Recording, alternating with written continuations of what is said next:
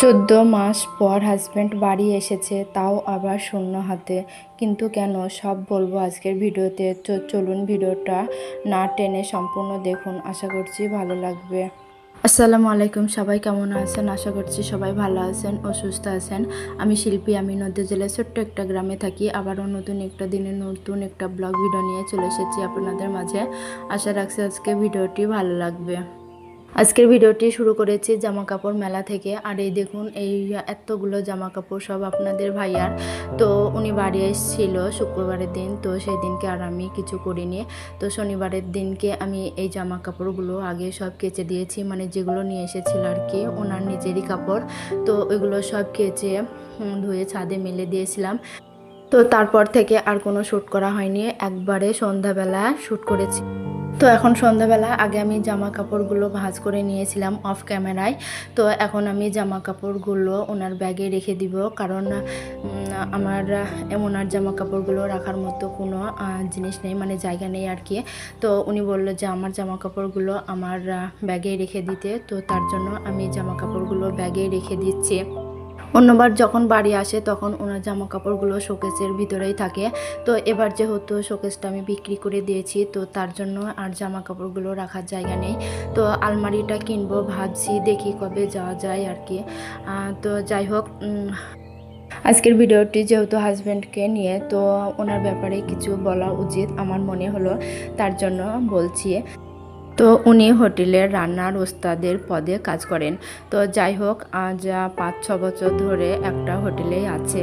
তো 6 মাস, 8 মাস, 1 বছর পর পর বাড়ি আসে, 2 মাস বাড়িতে থাকে, 2 মাস বা 3 মাস এরকম বাড়িতে থাকে। তো আবার যায়, আবার 6 মাস 1 বছর পরে হয়তো বাড়ি আসে। তো এইভাবে আজকে 14 মাস হয়েছিল উনি গিয়েছে আর কি। তো 14 মাস পরে গত শুক্রবারের দিন বাড়ি এসেছে। তো যাই হোক, এর আগের যে হোটেলটাই ছিল, ওই হোটেলটায় 10 মাস কাজ করার পরে ওই হোটেলটায় কিছু সমস্যা দেখা দেওয়ার জন্য উনি নতুন একটা হোটেলে কাজ খুঁজে কাজ করছিল।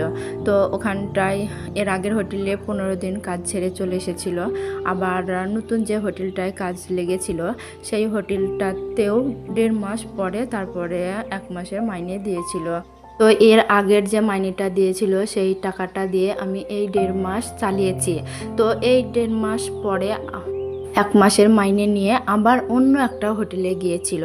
মানে এর আগের হোটেলটা ছেড়েছিল, যে থাকার জন্য রুম দিয়েছিল, সেই রুমটায় সমস্যা ছিল, মানে রুমটা ভালো ছিল না, আবার পানির সমস্যা ছিল। তো ওই জন্য বাধ্য হয়ে ওই হোটেলটা আবার ছেড়ে দিয়েছে। তো নতুন যে হোটেলের এসেছিল সেই হোটেলটাতেও 1.5 মাস পরে তারপরে টাকা দিয়েছিল। মানে আমাকে এই মাস ধরে, এই 4 মাস ধরে আমাকে 1 মাসের টাকা দিয়ে আমাকে 2 মাস মতো চালাতে হয়েছে, এরকম অবস্থা আর কি। তো যাই হোক, আমি এই 4 মাস যে কি অবস্থায় কাটিয়েছি আপনাদেরকে আর কি বলবো। তো নতুন যে হোটেলটায় কাজে লেগেছিল, এই হোটেলের সব দিকেই ভালো ছিল, শুধু হোটেল ম্যানেজমেন্ট দিয়ে কাজ করাতো আর কি। তো ওই জন্য একটু সমস্যা ছিল। তো যাই হোক, এই হোটেলটায় 2.5 মাস কাজ করেছিল। 1 মাসের টাকা বাড়িতে পাঠিয়েছিল, আর 1.5 মাসের টাকা আসার সময়, মানে যেদিন বাড়ি এসেছিল সেই দিনকে অনলাইন করে পাঠিয়েছিল। তো এই হোটেল থেকে আসার কারণ হচ্ছে, ওই তো বললাম যে হোটেল ম্যানেজমেন্ট নিয়ে কাজ করেছিল, ওই জন্য সমস্যা হয়েছিল। তো ওনাদের যা টাকা, মানে যা মাইনে দেওয়ার কথা ছিল তা তো দেয়নি, উল্টে আবার যে লাস্টে 15 দিন ছিল সেই 10 দিনের টাকা দেয়নি, 5 দিনের, মানে টোটাল 35 দিনের টাকা দিয়েছিল। তো যাই হোক, যখন ওনারা এখানে প্রথম মাসের মাইনেটা পেয়েছিল 1.5 মাস পরে, তো ওনারা বলেছিল, মানে যা টাকা দেওয়ার কথা তা তো দেয়নি, কম দিয়েছিল। তো এই কথাটা হোটেল মালিককে বলার পরে হোটেল মালিক বলেছিল যে আমি যা দিয়েছি সেটাই মাইনে। তো যাই হোক, এবার একটু ভিডিওর মধ্যে ভিডিও রিলেটেড কিছু কথা বলি আর কি। তো যার অ্যাকাউন্টে টাকাটা দিয়েছিল, তো সে আজকে শনিবারের দিন সন্ধ্যাবেলায় টাকাটা দিয়ে গিয়েছিল। তো যাই হোক, সেই টাকা থেকে আমার হাজব্যান্ড সঙ্গে সঙ্গে বাজার করতে গিয়েছিল, মানে লিস্ট আগে থেকেই তৈরি করে রেখেছিলাম, সেই লিস্ট মতো বাজারগুলো করে রেখেছিল। আর তাছাড়াও অনেক কিছু নিজের ইচ্ছা মতো উনি নিয়ে এসেছে, মানে পুরো 1 মাসের বাজার তো আমি করি, আর সেইভাবেই 1 মাসের বাজারের লিস্ট আমি তৈরি করে রেখেছিলাম, উনি সন্ধ্যাবেলায় গিয়ে নিয়ে এসেছিল। আর আমি সন্ধ্যাবেলাতেই সব কাজ সেরে সুরে রেডি করে রেখেছিলাম যে পরের দিন কি আমি রান্না করব বা সকালে নাস্তায় কি করব, দুপুরে খাওয়ার জন্য কি করব, সেইভাবে আমি সব রেডি করে রেখেছিলাম। তো আজকে সকালবেলা শুধু ফ্রেশ হয়ে চলে এসেছি রান্নাঘরে। তো আগে আমি প্রেশার কুকারে ছোলার ডালের তরকারিটা রান্না করে নিয়েছিলাম, আর লুচির জন্য খামিরটা মেখে রেখেছিলাম। তো হাজব্যান্ড বেলে বেলে দিচ্ছিল, আমি ভেজে নিয়েছি লুচিগুলো আর কি। তো এই ফলগুলো আমি আগেই কেটে নিয়েছিলাম। ফলের মধ্যে বলতে আঙুর ফল এগুলোই ছিল, আর লস্যিটাও বানিয়ে নিয়েছি সাথে, কারণ কালকেকার দই ছিল, আজকে আর খাওয়া হয়নি, ওই জন্য আমি লস্যিটা বানিয়েছি। আর লস্যিটা খেতে খুব ভালো হয়েছিল। আর এই দেখুন খাবার টেবিলে বসে বসে ধরে দিয়েছে গল্প, কারণ এখন যেহেতু মানে এবছর বৃষ্টির চাপটা বেশি, তো ওই জন্য আমাদের খাল বিল বেশ ভরে গিয়েছিল।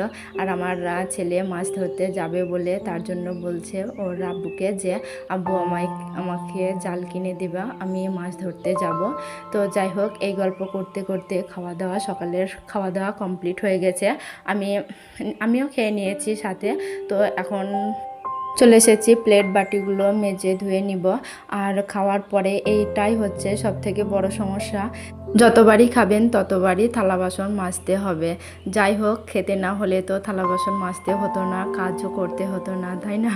তো যাই হোক, পেটের জন্যই সব কিছু। আর এই কটা দিন মানে হাজব্যান্ড যতদিন বাড়ি থাকবে আর কি, ততদিন এই প্লেটেই নাস্তাটা দেওয়া হবে আর কি। তো তার জন্য আমি প্লেট বাটিগুলো বার করে নিয়েছি। আর কাকেই বা দিব বলুন, আত্মীয় স্বজন তো খুব একটা আসে না আমার বাড়ি, আসার মধ্যে ওই আমার মা বোন আর কি। তো ওনারা আসে, সকালে আসে, বিকালে চলে যায়। তো নিজেরা যে স্টিলের থালা বাসনগুলো ব্যবহার করি, ওতেই খাওয়া দাওয়া করে বাড়ি চলে যাই। তো ওই জন্য আর প্লেট বাটিগুলো সেইভাবে করা হয় না।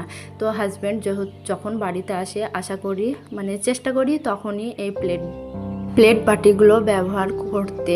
আর এখন যেহেতু ভিডিও বানাই, তো দেখার সৌন্দর্যের জন্য প্লেট বাটিগুলো তো ব্যবহার করতেই হচ্ছে।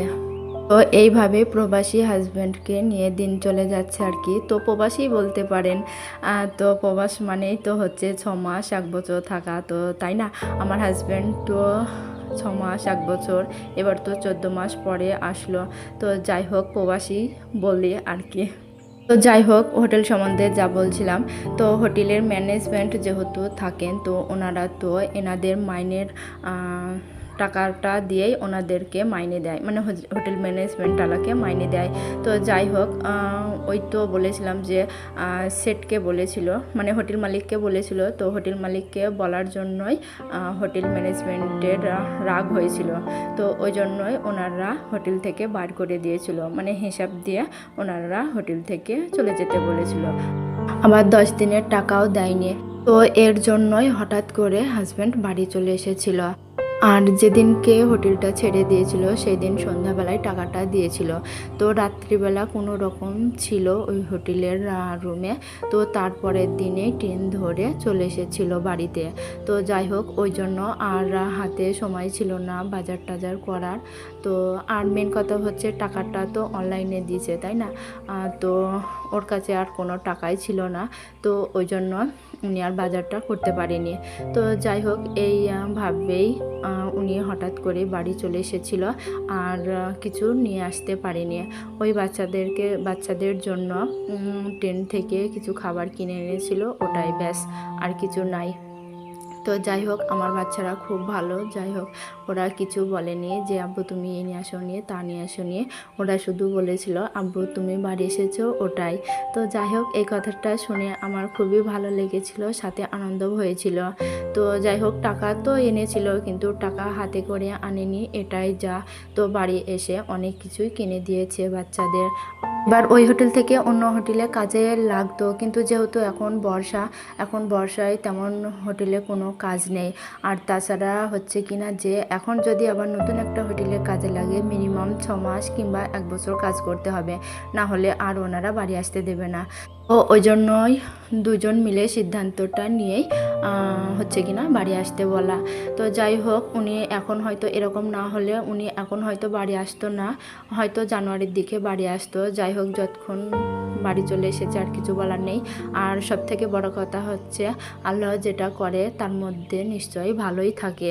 তো যাই হোক, এই তো দুপুরে রান্নার জন্য আমি মুরগি জবাই করে দিয়েছিল, সেই মুরগিটা কেটে কুটে পরিষ্কার করে নিয়েছি, সাথে রান্নার জন্য সব জোগাড় করে তারপরে রান্নাটা বসিয়েছি। আর এতে করে রান্নাটা খুব তাড়াতাড়ি হয়ে গিয়েছিল। আজকে আপনাদের সাথে গল্প করতে করতে টাইম শেষ হয়ে গিয়েছে, বুঝতেই পারিনি। তো আজকে ভিডিওটি এখানে শেষ করছি। আল্লাহ হাফেজ।